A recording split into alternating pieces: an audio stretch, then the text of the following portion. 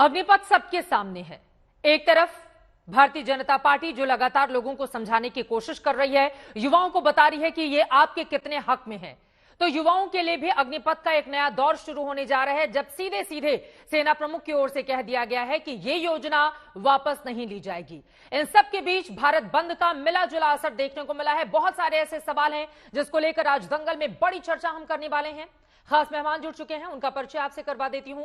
Doctor Sudhanshu Trivedi ji, राष्ट्रीय प्रवक्ता Bharatiya Janata party के, कुछ देर में आपको टीवी स्क्रीन पर दिखाई देंगे।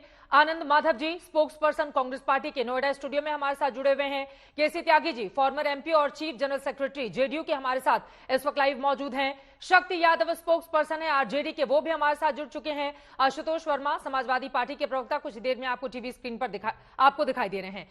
केसी त्यागी साहब, सबसे पहले आपसे ही शुरुआत करते हुए, भारत बंद का आज मिला जुला असर देखने को मिल रहा है, लेकिन बीते 4-5 दिनों में बिहार जिस तरह से झुलसा है, इसके पीछे की बड़ी वजह क्या है? और अब जब खुद सेना प्रमुख ने दो टूक कह दिया है कि ये योजना वापस नहीं ली जाएगी, क्या स्टैंड है इसके बाद जेडीयू का?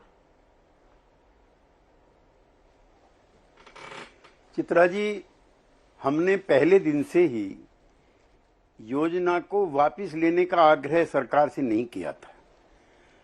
जब छात्रों का, नौजवानों का आक्रोश सड़क पर फूटा, तो हमने सरकार से कहा था कि इसकी समीक्षा करें और जो जो जेन्युइन पॉइंट सेना के रिटायर्ड ऑफिसर्स ने और आंदोलनकारियों ने उठाए हैं, उनको एड्रेस किया जाना चाहिए। जहां तक कल के वक्तव्य का सवाल है, मैं बहुत विनम्रता के साथ आपसे कहना चाहता हूं कि हम जयप्रकाश नारायण के मोमेंट में जब थे, तो हम सब लोगों पर मुकदमे दर्ज हुए थे और 2 लोगों पर मुकदमे दर्ज हुए थे। उनमें से 2 आईएफएस बने, एक बड़ा अधिकारी बना जिसका जिक्र करना ठीक नहीं है। तो जब उसका क्लियरेंस के लिए आया इंटेलिजेंस से, तो उनके पिताश्री इंदिरा जी के पास गए कि आप की ही सरकार के खिलाफ मेरा बेटा आंदोलन में रहा है, लेकिन अब वो नौकरी करना चाहता, उसको माफी मिलनी चाहिए, और इंदिरा जी ने उसको माफ कर दिया था। तो ये जो एटीट्यूड कल अधिकारी का था कि जो आंदोलन में शरीक होगा उसको नौकरी नहीं दी जाएगी, इतना पर रखना चाहिए। जो तोड़फोड़ में शामिल होगा उसको नौकरी में नहीं रखा जाएगा। और जो और जानकारी के लिए मैं बता दूं, अगर त्यागी जी आपको जानकारी होगी, अग्निवीरों ने सर बिहार में 4 दिनों में 700 करोड़ रुपए की संपत्ति का रेलवे का नुकसान किया है।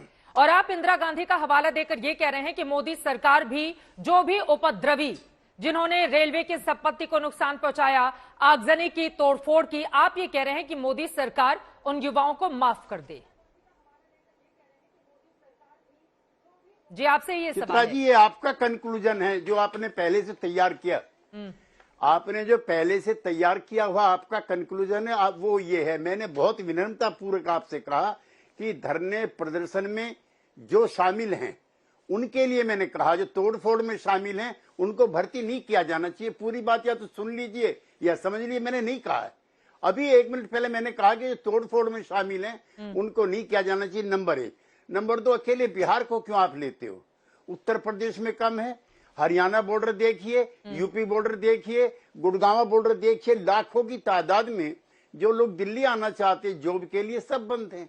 तो ये देशव्यापी समस्या अकेले बिहार की नहीं है। ये सही है कि बिहार का नौजवान और राज्यों के मुकाबले में ज्यादा आंदोलन की रुचि वाला रहा पहले से, जब भी वहां कार्यक्रम होते हैं। लेकिन मैं इसके भी पक्ष में नहीं हूं। जो विजय वर्गीस जैसे जो सीनियर लीडर हैं, वो जब बयान देते हैं तो वो भी घी डालने का काम करते हैं अग्नि के अंदर। हमारे दफ्तर में जगह खाली